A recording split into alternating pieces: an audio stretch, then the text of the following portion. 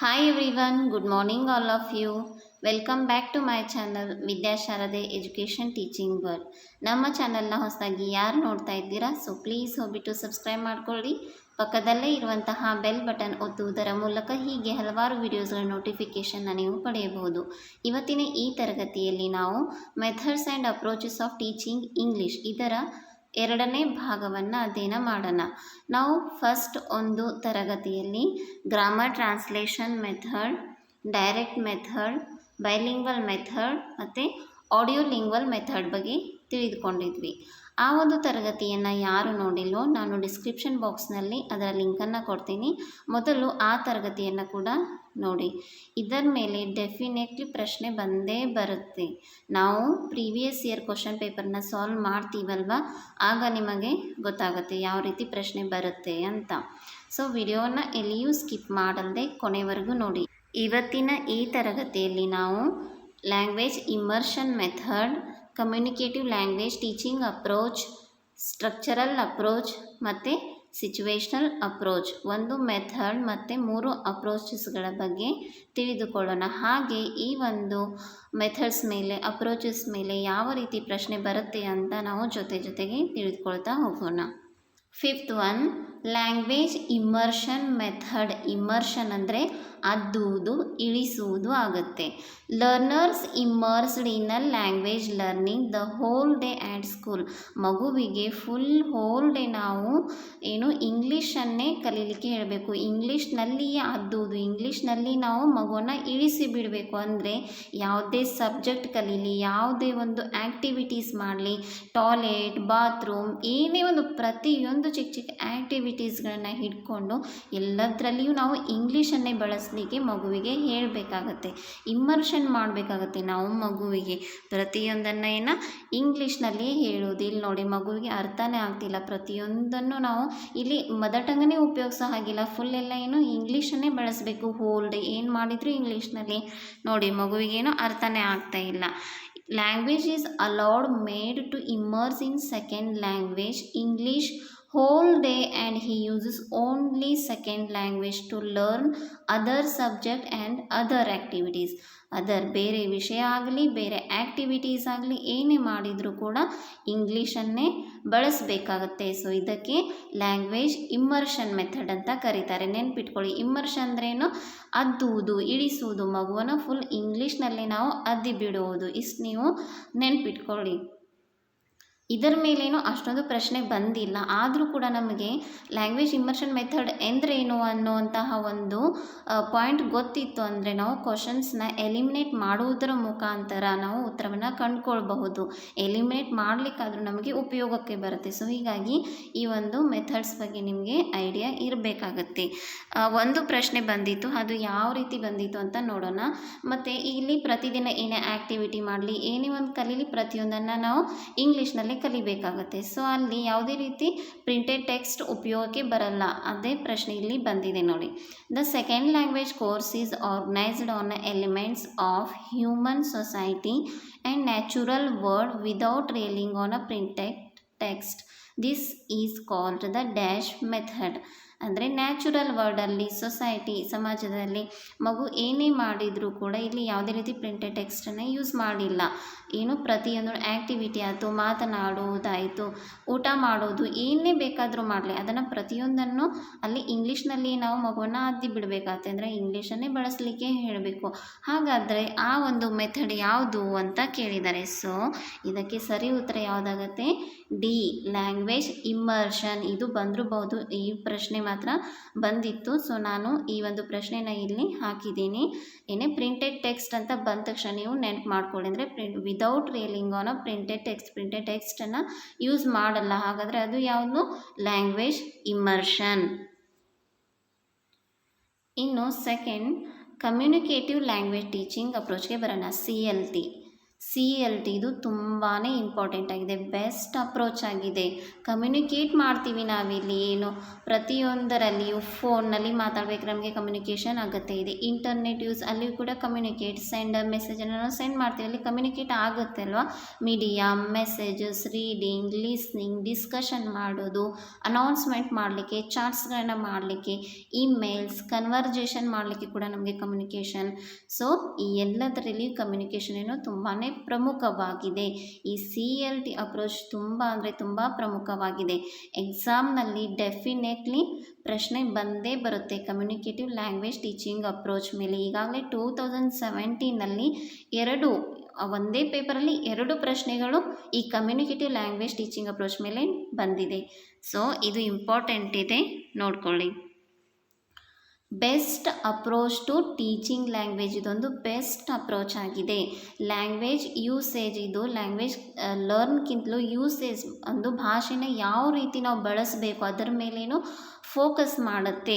Student centred approach ಆಗಿದೆ, ಇದು ಶಿಶು ಕೇಂದ್ರಿತ ಒಂದು ವಿಧಾನ.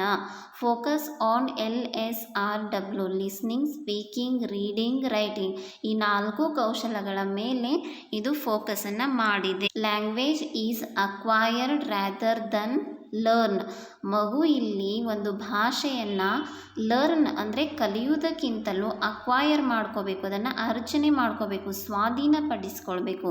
ಅಕ್ವೈರ್ಡ್ ಅಂದರೆ ನಿಮಗೆ ನಾನು ಫಸ್ಟ್ ಲೆಸನ್ ಬಗ್ಗೆ ಕಂಪ್ಲೀಟಾಗಿ ಒಂದು ವಿಡಿಯೋ ಮಾಡೀನಿ, ಅದರಲ್ಲಿ ಹೇಳಿದ್ದೀನಿ. ಮಗು ಒಂದು ಸುತ್ತಮುತ್ತಲಿನ ವಾತಾವರಣದ ಮೂಲಕ, ಅಕ್ಕಪಕ್ಕದವರನ್ನು ಅಂದರೆ ತಂದೆ ತಾಯಿಗಳನ್ನು ಅನುಕರಣೆ ಮಾಡುವುದರ ಮೂಲಕ ಒಂದು ಭಾಷೆ ಅನ್ನೋದು ಕಲಿಯುತ್ತೆ, ಅದಕ್ಕೆ ನಾವು ಅಕ್ವೈರ್ಡ್ ಅಂತೀವಿ.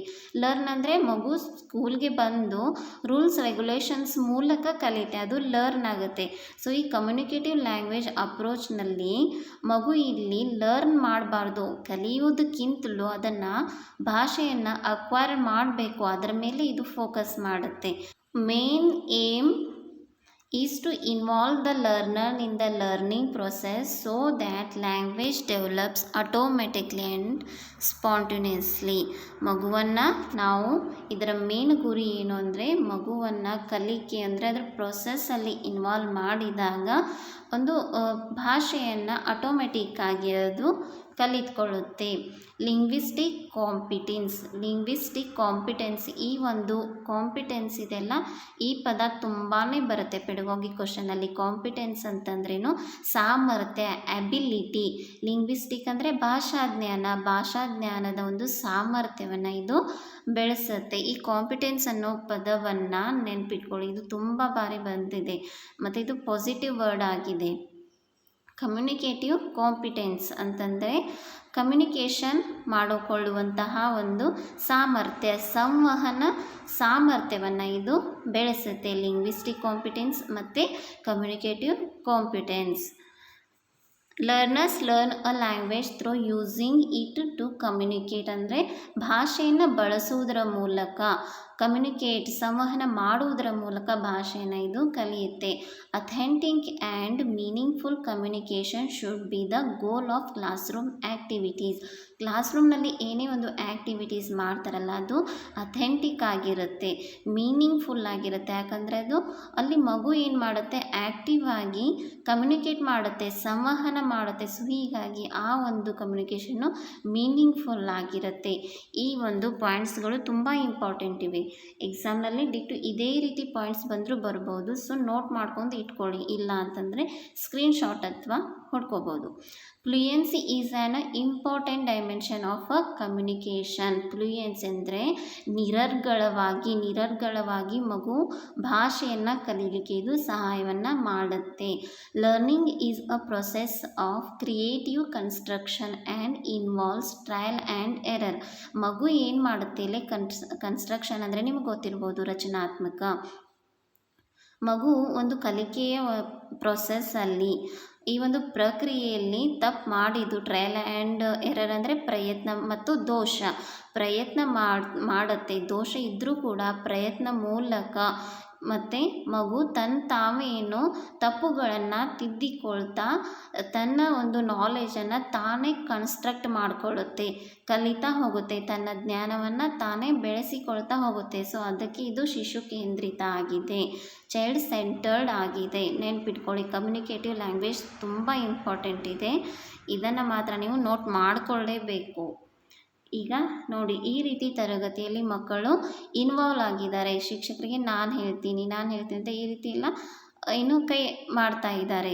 ಇದು ಕಮ್ಯುನಿಕೇಷನ್ ಈಸ್ ದ ಕೀ ಅಂತಂದರೆ ಕಮ್ಯುನಿಕೇಷನ್ ಇದು ತುಂಬ ಇಂಪಾರ್ಟೆಂಟ್ ಆಗಿದೆ. ತರಗತಿಯಲ್ಲಿ ಮಗುವನ್ನು ನಾವು ಒಂದು ಆ್ಯಕ್ಟಿವಿಟೀಸ್ನಲ್ಲಿ ಇನ್ವಾಲ್ವ್ ಮಾಡಿ ಒಂದು ಡಿಬೇಟ್ ಈ ರೀತಿ ಚರ್ಚೆಗಳನ್ನು ಮಾಡ್ತಾ ಕಮ್ಯುನಿಕೇಷನ್ಗೆ ಅವಕಾಶವನ್ನು ಮಾಡಿಕೊಟ್ರೆ, ರೋಲ್ ಪ್ಲೇ ಅಂದರೆ ಡ್ರಾಮಾ ಮಾಡೋದು, ಈ ಎಲ್ಲದರಲ್ಲೂ ಮಗು ಏನು ಕಮ್ಯುನಿಕೇಷನ್ ಮಾಡುತ್ತೆ.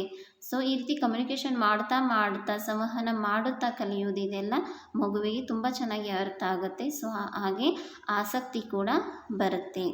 ಈ ಒಂದು ಪಿಕ್ಚರ್ಸ್ನ ನೀವು ನೆನ್ಪಿಟ್ಕೊಂಡ್ಬಿಡಿ. ಈ ಪಿಕ್ಚರ್ಸ್ ನಿಮ್ಮ ಕಣ್ಮುಂದೆ ಬಂತು ಅಂದರೆ ಅದು ಏನು CLT ಅಂದರೆ ಕಮ್ಯುನಿಕೇಷನ್ ಲ್ಯಾಂಗ್ವೇಜ್ ಟೀಚಿಂಗ್ ಅಪ್ರೋಚ್. ಈಗ ನಾವು ಪ್ರಶ್ನೆಗಳನ್ನು ನೋಡೋಣ. CLT focus on. CLT ಅಂದರೆ ಈ ರೀತಿ ಒಂದು ಶಾರ್ಟ್ ಫಾರ್ಮ್ ಕೂಡ ಕೇಳಬಹುದು. ಇದರ ಒಂದು ಫುಲ್ ಫಾರ್ಮ್ ಏನಾಗುತ್ತೆ ಅಂತ. CLT ಇದರ ಫುಲ್ ಫಾರ್ಮ್ ಏನು ಅಂದಾಗ ಕಮ್ಯುನಿಕೇಟಿವ್ ಲ್ಯಾಂಗ್ವೇಜ್ ಟೀಚಿಂಗ್ ಆಗುತ್ತೆ, ನೆನ್ಪಿಟ್ಕೊಳ್ಳಿ. ಇದು ಯಾವುದ್ರ ಮೇಲೆ ಫೋಕಸ್ ಮಾಡಿದೆ ಹಾಗಾದರೆ? Option A pronunciation of words, option B linguistic competence plus language usage, option C practice of graded structure, option D accuracy of sentences. CLT ಯಾವುದ್ರ ಮೇಲೆ ಫೋಕಸ್ ಮಾಡಿದೆ ಹಾಗಾದರೆ? ಲಿಂಗ್ವಿಸ್ಟಿಕ್ ಕಾಂಪಿಟೆನ್ಸ್ ಹೇಳಿದ್ದೀನಿ ಅಲ್ವಾ, ಅಂದರೆ ಭಾಷಾ ಜ್ಞಾನದ ಸಾಮರ್ಥ್ಯ ಮತ್ತು ಭಾಷೆಯನ್ನು ಯಾವ ರೀತಿ ಬಳಸಬೇಕು ಇದರ ಮೇಲೆ ಇದು ಫೋಕಸನ್ನು ಮಾಡಿದೆ. So B is the right answer. Second question, CLT is concerned with. ಯಾವುದ್ರ ಮೇಲೆ ಇದು ಕೂಡ ಕನ್ಸರ್ನ್ ಅಂದರೆ ಫೋಕಸನ್ನು ಯಾವುದ್ರ ಮೇಲೆ ಫೋಕಸ್ ಮಾಡಿದೆ? Option A grammar rules, option B enhancing LSRW, option C teaching grammar, option D teaching language by writing. ನಿಮಗೆ answer definitely ಗೊತ್ತಾಗಿದೆ ಅಂತ ನಾನು ಅನ್ಕೋತೀನಿ. ಹಾಗಾದರೆ ನಿಮ್ಮ ಉತ್ತರ ಸರಿ ಇದೆ. ಯಾವುದು? Enhancing LSRW, listening, speaking, writing, reading ಎಲ್ಲದರ ಮೇಲೆ ಇದು ಫೋಕಸನ್ನು ಮಾಡುತ್ತೆ. ಈ ಎಲ್ಲ ಒಂದು ಕೌಶಲ್ಯಗಳನ್ನು ಈ ಒಂದು ಕಮ್ಯುನಿಕೇಟಿವ್ ಲ್ಯಾಂಗ್ವೇಜ್ ಟೀಚಿಂಗ್ ಬೆಳೆಸುತ್ತೆ. ಇನ್ನು seventh one, structural approach. Structural ಹೆಸರೇ ಹೇಳುವಂತೆ ಸ್ಟ್ರಕ್ಚರ್ಸ್ಗಳನ್ನು ಕಲಿಯುತ್ತೆ ಇಲ್ಲಿ ಮಗು. ಈ ಒಂದು ಪಾಯಿಂಟನ್ನು ನೆನ್ಪಿಟ್ಕೊಳ್ಳಿ. Alternative to the direct method of teaching, which is the alternative to the direct method of teaching ಅಂತ ಬಂದಾಗ ಸ್ಟ್ರಕ್ಚರಲ್ ಅಪ್ರೋಚ್ ಆಗುತ್ತೆ. ಈ ಸ್ಟ್ರಕ್ಚರಲ್ ಅಪ್ರೋಚ್ ಏನು ಡೈರೆಕ್ಟ್ ಮೆಥಡ್ನ ಅಲ್ಟರ್ನೇಟಿವ್ ಆಗಿದೆ. Focus on the sentence patterns, arrangement of words and phrases. ಇದು ಯಾವುದ್ರ ಮೇಲೆ ಫೋಕಸ್ ಮಾಡುತ್ತೆ ಅಂದರೆ ಒಂದು ವಾಕ್ಯದ ಯಾವ ರೀತಿ ಅದು ಅರೇಂಜ್ಮೆಂಟಲ್ಲಿ ಯಾವ ರೀತಿ ಪ್ಯಾಟರ್ನ್ ಇದೆ, ಹೇಗೆ ಅರೇಂಜ್ಮೆಂಟ್ ಆಗಿದೆ, ವರ್ಡ್ಗಳು ಫ್ರೇಸಸ್ಗಳು ಯಾವ ರೀತಿ ಅರೇಂಜ್ಮೆಂಟ್ ಆಗಿವೆ, ಇದ್ರ ಮೇಲೆ ಇದು ಫೋಕಸನ್ನು ಮಾಡುತ್ತೆ. Mastery over gradation patterns for selection and graded structures. ಅಲ್ಲಿ ಇರುವಂತಹ ಸೆಲೆಕ್ಷನ್ನು ಮತ್ತು ಗ್ರೇಡೆಡ್ ಸ್ಟ್ರಕ್ಚರ್ಸ್ ಮೇಲೆ ಇದು ಫೋಕಸ್ ಮಾಡುತ್ತೆ. ಉದಾಹರಣೆಗೆ ಐ ಆಮ್ ಈಟಿಂಗ್ ಬನಾನಾ ಅಂತ ಇದೆ. ಓಕೆ, ಇಲ್ಲಿ ಐ ಅಂತಂದರೆ ಏನು ಬಂತು? ಫಸ್ಟ್ ಏನು ಬರುತ್ತೆ? ಸಬ್ಜೆಕ್ಟ್ ಬರುತ್ತೆ. Subject plus word plus object. ಈ ರೀತಿ ಪ್ಯಾಟರ್ನ್ಸ್ಗಳನ್ನು ಇದು ಫಾಲೋ ಮಾಡುತ್ತೆ. ಸಬ್ಜೆಕ್ಟ್, ವರ್ಬ್, ಆಮೇಲೆ ಆಬ್ಜೆಕ್ಟ್. ಈ ರೀತಿ ಮಗುವಿಗೆ ಇಲ್ಲಿ ಮೆಮೊರೈಸೇಷನ್ ಮಾಡಿಸುತ್ತೆ, ಕಂಠಪಾಠ ಮಾಡಿಸುತ್ತೆ. ಅಷ್ಟೊಂದು ಈ ಒಂದು ಮೆಥಡ್ ಬೆಸ್ಟ್ ಆಗಿಲ್ಲ. ಯಾಕಂದರೆ ಯಾವಾಗಲೂ ನಾವು ಮಗುವಿಗೆ ಮೆಮೊರೈಸೇಷನ್ ಮಾಡಬಾರ್ದು, ಹೌದಲ್ವಾ? ಸೊ ಅದಕ್ಕೆ ಹೇಳ್ತಾರೆ ಈ ಸ್ಟ್ರಕ್ಚರಲ್ ಅಪ್ರೋಚ್ ಅಷ್ಟೊಂದು ಬೆಸ್ಟ್ ಆಗಿಲ್ಲ ಪ್ರೈಮರಿ ಲೆವೆಲ್ನಲ್ಲಿ. ಯಾಕಂದರೆ ಮಗುವಿಗೆ ಬರೀ ನಾವು ಮೆಮೊರೈಸೇಷನ್ ಮಾಡ್ಕೊಳ್ತಾ ಹೋಗಲಿಕ್ಕೆ ನಾವು ಕಲಿಸಿದರೆ ಮಗು ಮೀನಿಂಗ್ಫುಲ್ಲಾಗಿ ಕಲಿಯೋದು ಯಾವಾಗ? ಹೌದು ತಾನೇ? ಮತ್ತೊಂದು ಉದಾಹರಣೆ, ಈಗ ಈಟ್, ಏಟ್, ಈಟನ್. ಇದು ಒಂದೇ ಪದಕ್ಕೆ ಎಷ್ಟೊಂದು ವರ್ಬ್ಸ್ ಇವೆ. ಈಟ್, ಏಟ್, ಈಟನ್. ಈ ರೀತಿ ಈ ಎಲ್ಲ ಒಂದು ಪ್ಯಾಟರ್ನ್ಸ್ಗಳನ್ನು ಸೆಲೆಕ್ಷನ್ ಮತ್ತು ಗ್ರೇಡೇಷನ್ ಮೂಲಕ ಎಲ್ಲಿ ಕಲಿಸ್ತಾರೆ? ಸ್ಟ್ರಕ್ಚರಲ್ ಅಪ್ರೋಚ್ನಲ್ಲಿ. Oral method known as structural method. ಈ ಒಂದು ಪಾಯಿಂಟನ್ನು ಕೂಡ ನೆನ್ಪು ಮಾಡ್ಕೊಳ್ಳಿ. ಈ ಮೆಥಡ್ಗೆ ಏನಂತ ಕರೀತಾರೆ ಅಂದರೆ ಆರಲ್ ಮೆಥಡ್ ಅಂತ ಕೂಡ ಕರೀತಾರೆ. Point out. Structural method also known as oral method. Meaning of structural approach. ಇದರ ಮೀನಿಂಗ್ ಏನು? Teaching of English by helping the students to learn certain structures of English as called the structural approach. ಇಲ್ಲಿ English ಕಲಿಕೆಯಲ್ಲಿ ಮಗು ಏನು ಒಂದಿಷ್ಟು certain ಸ್ಟ್ರಕ್ಚರ್ಸ್ಗಳ ಮೂಲಕ patterns ಮೂಲಕ ಕಲಿಯುತ್ತೆ. ಇದಕ್ಕೇನಂತಾರೆ? ಸ್ಟ್ರಕ್ಚರಲ್ ಅಪ್ರೋಚ್ ಅಂತಾರೆ. ಅರೇಂಜ್ಮೆಂಟ್ ಆಫ್ ವರ್ಡ್ಸ್ ನೋಡಿಲಿ, ಅರೇಂಜ್ಮೆಂಟ್ ಆಫ್ ವರ್ಡ್ಸ್ ಮತ್ತು ಸುಟೇಬಲ್ ಪ್ಯಾಟರ್ನ್ ಮೂಲಕ ಕಲಿಯುತ್ತೆ. ಓರಲ್ ಅಪ್ರೋಚ್ ಅಂತ ಇದಕ್ಕೆ ಕರೀತಾರೆ. ಮತ್ತು ಇದ್ರ ಮೇಲೆ ಪ್ರಶ್ನೆ ಬಂದರೂ ಎರಡು ರೀತಿಯಲ್ಲಿ ಬರುತ್ತೆ. ಒಂದು ಸ್ಟ್ರಕ್ಚರಲ್ ಅಪ್ರೋಚ್ಗೆ ಏನಂತಾರೆ? ಆರಲ್ಲ. ಹಾಗೆ ಸೆಕೆಂಡ್ ಒನ್ ಇದೇ ಪ್ರಶ್ನೆ ಪ್ರತಿ ಬಾರಿ ಬಂದರೂ ಒಂದು ವೇಳೆ ಸ್ಟ್ರಕ್ಚರಲ್ ಅಪ್ರೋಚ್ ಮೇಲೆ ಪ್ರಶ್ನೆ ಬಂದರೂ ಕೂಡ ಈ ಪ್ರಶ್ನೆನೇ ತುಂಬ ಬಂದಿದೆ. ದ ಸ್ಟ್ರಕ್ಚರಲ್ ಅಪ್ರೋಚ್ ಅಡ್ವೊಕೇಟ್ಸ್ ಅಂತ ಬಂದಾಗ ಈ ಆಪ್ಷನನ್ನು ನೀವು ಚೂಸ್ ಮಾಡಿಬಿಡಿ. ಸೆಲೆಕ್ಷನ್ ಗ್ರೇಡೇಷನ್ ಇಷ್ಟು ನೆನ್ಪಿಟ್ಕೊಂಡ್ರೆ ಸಾಕು. ಇದ್ರ ಮೇಲೆ ಮತ್ತು ಬೇರೆ ಥರ ಪ್ರಶ್ನೆ ಬರೋಲ್ಲ. ಸ್ಟ್ರಕ್ಚರಲ್ ಅಪ್ರೋಚ್ ಅಂತ ಬಂದಾಗ ಒಂದು ವೇಳೆ ಅದನ್ನು ಬೇರೆ ರೀತಿ ಪ್ರಶ್ನೆ ಕೇಳಿದರೂ ಕೂಡ ಆಪ್ಷನಲ್ಲಿ ಸೆಲೆಕ್ಷನ್ ಆಫ್ ಗ್ರೇಡೇಷನ್ ಇದ್ದೇ ಇರುತ್ತೆ. ಇದಿಷ್ಟು ನೆನ್ಪಿಟ್ಕೊಳ್ಳಿ. ಸೆಲೆಕ್ಷನ್ ಆಫ್ ಗ್ರೇಡೇಷನ್ ಇತ್ತು ಅಂದರೆ ಏನು? ಅದೇ ಸರಿ ಉತ್ತರ. ಸ್ಟ್ರಕ್ಚರಲ್ ಅಪ್ರೋಚ್ ಅಂತ ಪ್ರಶ್ನೆ ಬಂದಾಗ. ಇನ್ನು 8th ಒನ್ ಸಿಚುವೇಶ್ನಲ್ ಅಪ್ರೋಚ್. ಹೆಸರೇ ಹೇಳುವ ಹಾಗೆ ಸಿಚುವೇಶನನ್ನು ಕ್ರಿಯೇಟ್ ಮಾಡ್ತಾರೆ ಶಿಕ್ಷಕರು. ಇಂಗ್ಲೀಷನ್ನು ಕಲೀಲಿಕ್ಕೆ ಇಲ್ಲಿ ಸಿಚುವೇಶನ್ಸ್ನ ಕ್ರಿಯೇಟ್ ಮಾಡಿ ಈ ಒಂದು ಅಪ್ರೋಚ್ ಮೂಲಕ ಇಂಗ್ಲೀಷನ್ನು ಕಲಿಸ್ತಾರೆ, target ಲ್ಯಾಂಗ್ವೇಜನ್ನು. Situational approach of teaching English. Situational approach is that in which teacher creates a meaningful situations in order to use a structures. ಒಂದಿಷ್ಟು ಮೀನಿಂಗ್ಫುಲ್ ಸಿಚುವೇಶನ್ಸ್ನ ಕ್ರಿಯೇಟ್ ಮಾಡ್ತಾರೆ. ಚಾರ್ಟ್ಸ್ನ ಕೊಡ್ತಾರೆ, ಆಬ್ಜೆಕ್ಟ್ಸ್ನ ಕೊಡ್ತಾರೆ, ಟೇಬಲ್ಸ್ಗಳ ಬಗ್ಗೆ ಅಥವಾ ಏನೊಂದು ಗ್ರೋಸರಿ ಶಾಪ್ ಬಗ್ಗೆ ಈ ರೀತಿ ಎಲ್ಲ ಸಿಚುವೇಶನ್ನ ಕೊಟ್ಟು ಅದರ ಬಗ್ಗೆ ಮಾತನಾಡಲಿಕ್ಕೆ ಹೇಳ್ತಾರೆ. ಸಿಚುವೇಶನ್ ತಕ್ಕ ಹಾಗೆ ಮಗು ಏನು ಮಾತನಾಡಬೇಕು. ಹಾಗೆ ಇಲ್ಲಿ ಪ್ರಶ್ನೆ ಬಂದರೂ ಕೂಡ ಈ ರೀತಿ ಪ್ರಶ್ನೆ ಬರುತ್ತೆ. ಸಿಚುವೇಶ್ನಲ್ ಅಪ್ರೋಚ್ದ ಮೇನ್ ಏಮ್ ಏನು ಅಂತ. ಅದರ ಮೇನ್ ಏಮ್ ಏನು ಅಂತಂದರೆ ಮೇನ್ ಏಮ್ ಏನು ಅಂದರೆ vocabulary control and grammar control ಬಂದರೆ ಈ ಪ್ರಶ್ನೆ ಬರಬಹುದು ಸಿಚುವೇಶ್ನಲ್ ಅಪ್ರೋಚ್ ಬಗ್ಗೆ. ಇಲ್ಲಿ ಸಿಚುವೇಶನ್ನ ಕ್ರಿಯೇಟ್ ಮಾಡ್ತಾರೆ, ಮೀನಿಂಗ್ಫುಲ್ ಸಿಚುವೇಶನ್, ಅದರ ತಕ್ಕಾಗಿ ಮಗು ಏನು ಭಾಷೆಯನ್ನು ಬಳಸುತ್ತೆ. ಇದರ ಮೇನ್ ಏಮ್ ಏನು? ವೊಕ್ಯಾಬ್ಯುಲರಿ ಕಂಟ್ರೋಲ್ ಆ್ಯಂಡ್ ಗ್ರಾಮರ್ ಅಂದರೆ ಶಬ್ದಕೋಶ ಮತ್ತು ವ್ಯಾಕರಣದ ಕಂಟ್ರೋಲ್, ಇದರ ಒಂದು ಮೇನ್ ಏಮ್. ಇದಿಷ್ಟು ಮೇನ್ ಪಾಯಿಂಟ್ಸ್ನ ನೀವು ನೆನ್ಪಿಟ್ಕೊಳ್ಳಿ ಸಾಕು. ಇನ್ನು ಮುಂದಿನ ಒಂದು ಅಪ್ರೋಚಸ್ಗಳನ್ನು ನಾವು ನೆಕ್ಸ್ಟ್ ತರಗತಿಯಲ್ಲಿ ತಿಳಿದುಕೊಳ್ಳೋಣ. ಹಾಗೆ ಈ ವಿಡಿಯೋ ಎಲ್ಲರಿಗೂ ಇಷ್ಟ ಆಗಿದೆ ಅಂತ ನಾನು ಭಾವಿಸ್ತೀನಿ. ಮತ್ತು ಯಾವಾಗಲೂ ಐ ಕಾಂಟ್ ಡೂ ಇಟ್ ಅನ್ನಬೇಡಿ, ಐ ಕ್ಯಾನ್ ಡೂ ಇಟ್ ಅಂತ ಹೇಳಿ. ಆ ಟೀಯನ್ನು ಕಟ್ ಮಾಡಿ ಐ ಕ್ಯಾನ್ ಡೂ ಇಟ್ ಅಂತ ಪ್ರತಿದಿನ ಹೇಳ್ತಾ ಇರಿ. ಸೊ ನಿಮಗೆ ನೀವೇನು ಕಾನ್ಫಿಡೆನ್ಸ್ ಬರುತ್ತೆ, ನಿಮಗೆ ನೀವು ಮೋಟಿವೇಶನನ್ನು ಮಾಡ್ಕೋಬೇಕು. ಈ ವಿಡಿಯೋ ಇಷ್ಟ ಆದರೆ ಪ್ಲೀಸ್ ಲೈಕ್ ಮಾಡಿ, ಶೇರ್ ಮಾಡಿ, ನಿಮ್ಮ ಅನಿಸಿಕೆಯನ್ನು ಕಮೆಂಟ್ ಮೂಲಕ ತಿಳಿಸಿ. Thank you so much all of you.